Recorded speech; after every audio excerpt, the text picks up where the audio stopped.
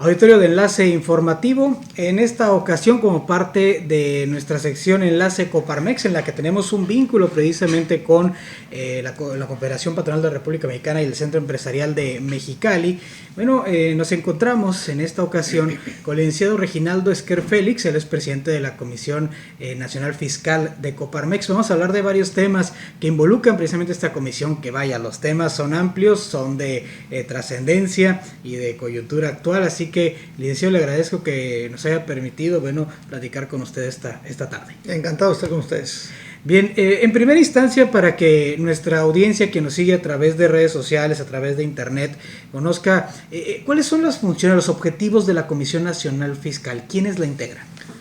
Bueno, básicamente la Confederación Patronal de la República Mexicana en su nivel nacional pues agrupa a las empresas más importantes de nivel nacional que están, vamos a decir, dentro de un contexto ampliado de la República Mexicana. Cada centro empresarial, cada Coparmex local tendrá sus empresas locales que vienen afiliados para la Confederación, además de todos los centros empresariales del país, que son 56 en total, conforman a la Confederación. Como ustedes saben, este es un sindicato patronal que está conformado con centros empresariales locales que están federados por entidad federativa y luego confederados en la Coparmex Nacional. Entonces, la Comisión Fiscal es un ente de esta confederación, y en esa parte nos encargamos de, pues por decir de alguna manera, alinear todas las preocupaciones, coordinar todas las quejas o discusiones que tengan que generarse, las propuestas, iniciativas que tengan que generarse en un contexto nacional. Y lo que hacemos precisamente pues es sesionar cada mes para recoger estas opiniones, estas consideraciones, estas propuestas, esas quejas, esas denuncias y pues procesarlas con quien corresponda ante las autoridades que corresponden. Entonces, un poco nuestra labor está ampliada en todo el territorio nacional con todas las preocupaciones que se tengan en la materia fiscal. Y sin duda, este 2019, con cambio de administración federal, ha venido una nueva política en materia fiscal, concretamente sí, aquí en la franja fronteriza, en la zona frontera norte, con este decreto de estímulos fiscales que, aunque se lo pintan o lo ve el gobierno federal como un decreto benéfico, la realidad es que, sigue generando todavía a 7, casi 8 meses del año, todavía cierta incertidumbre, cierta preocupación en las empresas de la región, ¿no? Sí, estás en lo correcto y eso es muy lamentable. La verdad es que lo que puedo decirte de eso es no solamente existe una gran preocupación, sino hay una gran decepción con el alcance de este decreto. ¿Por qué decepción? Y aquí debo decirte que me preocupa porque entramos en el campo un poquito de la simulación entre lo que fue ofrecido en campaña y lo que vemos ya en la práctica. Porque lo que fue ofrecido en campaña es una disminución de la tasa de impuesto de la renta y una disminución de la tasa de IVA. Nunca se dijo que iba a estar condicionada a X, Y o Z, o que unos lo iban a tener y otros no, y mucho menos de que iba a ser utilizado como una herramienta de presión para fiscalización a niveles de terrorismo fiscal para las empresas que adoptaran esos beneficios. Lo que todo el mundo habíamos entendido es que en esta frontera todas las operaciones estarían grabadas al 8%, y la realidad es que depende de que la empresa, quien lo solicita el estímulo, el gobierno finalmente le autorice para ese propósito, tanto en renta como en IVA. Pero ¿cuál es la sorpresa? La sorpresa es de que cerca de 120,000 contribuyentes fueron autorizados para IVA en todo el largo de la frontera norte, y unos 30,000 para efectos del impuesto de la renta. Pero tú dijeras, son muchos, son pocos. Son muy pocos porque somos 5 millones de contribuyentes. Sí, claro. Entonces estamos hablando de menos del 2%. O sea, es una simulación. La realidad es que el decreto fue diseñado para que no fuera costoso para el gobierno federal. Sí. Porque cuando ofrecen las cosas en campaña, se dan cuenta que en la práctica va a costar. Tú le ofreces a la gente rebajarle los impuestos, pero ¿cuánto le va a costar al gobierno federal? ¿Cuánto va a obtener el gobierno federal ingresos de menos por dar esos beneficios? porque ese dinero luego va a hacer falta para los programas sociales y para medicamentos, para hospitales, para todo lo demás. Entonces, cuando se dan cuenta que lo que ofrecen en campaña no es tan fácil a la hora de la realidad porque se van a necesitar recursos, le empiezan a meter candados a los ofrecimientos y termina siendo una simulación. Ahorita, como estamos, el ofrecimiento ofrecido por el presidente es una simulación. No está generalizado. Mientras no se ofrezca de manera generalizada, es una simulación. En caso de que si se hubiera implementado esta reducción generalizada de IVA y de impuestos sobre la renta, el gobierno quizá no lo va a decir, pero como ustedes como especialistas en la Comisión Fiscal, ¿tienen alguna idea de cuánto hubiera, si se puede decir, perdido el gobierno en recursos? Sí, el último costo con el decreto, si fuera generalizado, estamos hablando de 40 mil millones de pesos. Originalmente, cuando todavía no se sabía bien cómo se había pensado, que también iba a incluir la parte de importaciones, porque todo el mundo asumimos que cuando se ofrecía la tasa del 8 y la reducción del impuesto de la renta, iba a ser como lo teníamos antes, que también en las importaciones para esta franja tendrían un IVA disminuido, cosa que no ocurrió, nunca se ofreció así. Cuando originalmente, si agregáramos ese elemento, estaríamos hablando de 120 mil millones de pesos de costo Claro. para el gobierno federal, menos de ingresos. Cuando nos dijeron, oye, no va a aplicar para importaciones, nada más para las operaciones entre fronterizos, para región fronteriza, eso se redujo, si fuera generalizado, 40 mil millones. Ahorita yo no creo que ni les haya costado, no sé, me voy muy alto, se les costó 1,000 millones de pesos. Sí, claro. Porque la verdad es que lo candadearon de tal forma que no les dieron los beneficios a todo el mundo. Así es, y que lo estamos observando, porque ahora a la par de este decreto vienen otras medidas fiscales que se han implementado para mostrar que el gobierno federal trae una fiscalización muy férrea, ¿no? El caso de las facturas o las operaciones simuladas y otros temas también, que todo indica que esta administración federal va a ser pues persecutoria en materia fiscal, ¿no? Sí, mira, que es parte de las cosas que también hemos estado diciendo nos preocupan, porque cuando hablamos de simulaciones otra vez, este gobierno federal ha generado una cacería significativa mediáticamente contra las llamadas empresas fantasmas, que son las empresas facturadoras. Yo no digo que no sea un mal que existe, sí existe, es un mal que debemos atender y no es adecuado.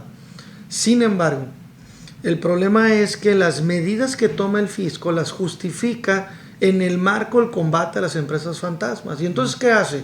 Elimina la compensación de contribuciones, argumentando que es una figura que las empresas fantasmas utilizan mucho para sus esquemas de facturación. Sí, claro. Entonces dicen, vamos a eliminar la figura, pero eliminan la figura también para empresas que nada tienen que ver con esos esquemas de empresas fantasmas. Y entonces, ¿qué es lo que sucede? Que pagan justos por pecadores. El gobierno federal tira un escopetazo para matar a las empresas fantasmas y en realidad se lleva a palomitas blancas que nada tienen que ver con esos esquemas. Y es ahí donde hablamos de una simulación, porque yo no creo que sea simplemente porque sean malignos, no. Lo están haciendo porque eliminan la compensación, porque lo que quieren es flujo. Si tú eliminas la forma en la que el contribuyente puede recuperar sus saldos a favor, solamente puede hacerlo por dos vías, devolución o compensación. Si le quitas una de las vías, todo lo dejas para las devoluciones. Entonces, si eliminas la compensación, le quitas a la empresa el flujo, porque ahora lo tiene que dedicar para pagar impuestos, y la única manera que tiene que para recuperar los impuestos pagados de más es con la devolución. Y el problema es que son muy lentos, son muy malos para devolver, y además te mandan auditorías para verificar. Entonces, no solamente se entretienen con el dinero que es de la empresa, sino que además para acabarla te mandan la fiscalización. Sí, claro. Entonces, esta es a la simulación a la que me refiero, y todo es porque necesitan flujo.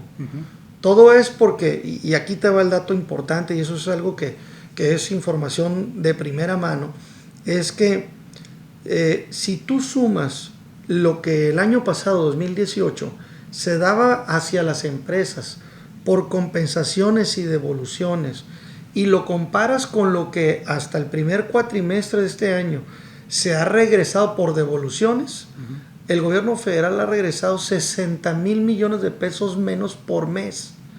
Es decir, que si tú ahorita lo multiplicas ya por 6 meses, estás hablando de 360,000 millones de pesos que son de las empresas. Habrá algunas fantasmas ahí, pero habrá otras que nada tienen que ver con eso. Ya pero son las menos, ¿no? Las fantasmas. Sí, claro. pues es que el tema de las empresas fantasmas se ha convertido como en el mejor ariete de fiscalización de este nuevo gobierno federal. Porque es a través de esa mecánica como ha logrado convencer a todo el mundo de que es bueno su misión, combatir un mal que deriva de la indebida práctica de estas empresas.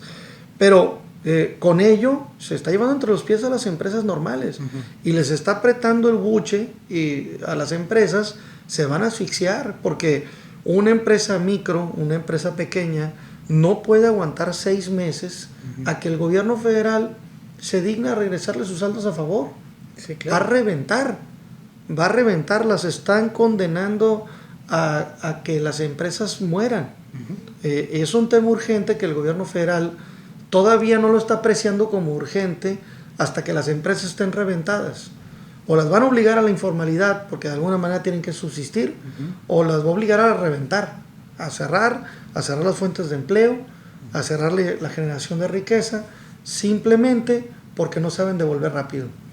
Y esto, además de estos factores que señala, ¿a qué más podría deberse? Hubo un cambio reciente en la Secretaría de Hacienda en materia, obviamente esto también repercute en materia fiscal. ¿Tienen que ver estos cambios o esta inestabilidad que hay hacia el interior del gobierno?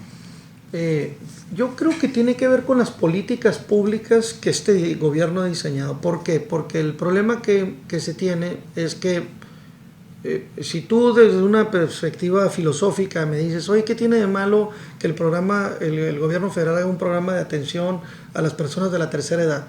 Que los apoyen. No, pues no tiene de malo. O que apoyen a los niños o a los estudiantes que no estudian ni trabajan, que para conseguir su primer empleo. ¿Qué tiene de malo? Nada tiene de malo. Lo que tiene de malo es que cuestan dinero. Y ese dinero, y cada uno de esos programas sociales vale 100,000 millones de pesos al año. Sí. Entonces, si tú vas a ayudar a las personas de la tercera edad y tú dices, bueno, está bien que lo hagamos, pero no decimos de dónde vamos a sacar el dinero para pagar esos programas sociales, es ahí donde está la simulación otra vez. Entonces, cuando tú haces un programa de este tipo, tienes que decir de dónde vas a sacar el dinero para pagarlo. Sí, claro. Eso es una regla elemental de administración de finanzas públicas. Y lo que nos parece a nosotros es que parte de las problemáticas de este gobierno ha sido que no hay claridad en el manejo. Este argumento simplón de que el combate a la corrupción per se va a ayudar en todo, pues es como venderte espejitos o espejismos.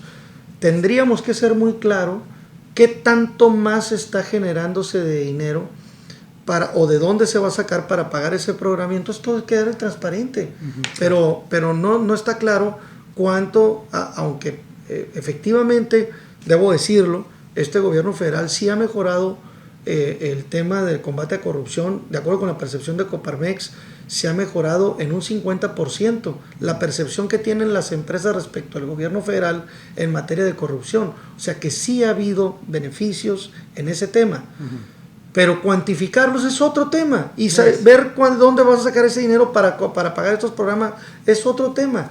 Todo eso se ha visto con una superficialidad, con una medianía que no es la correcta. Se tiene que profundizar mucho más. Así es. Y ante esto, licenciado Esquer, ¿qué propone? Coparmex ha sido o ha señalado, hay que decir, ha sido quizá crítico también con las políticas en materia fiscal, pero imagino que también, además de la crítica, va la propuesta, va la iniciativa. Sí. ¿Qué plantea Coparmex para pues poder, digamos, mejorar esta política fiscal existente en el país?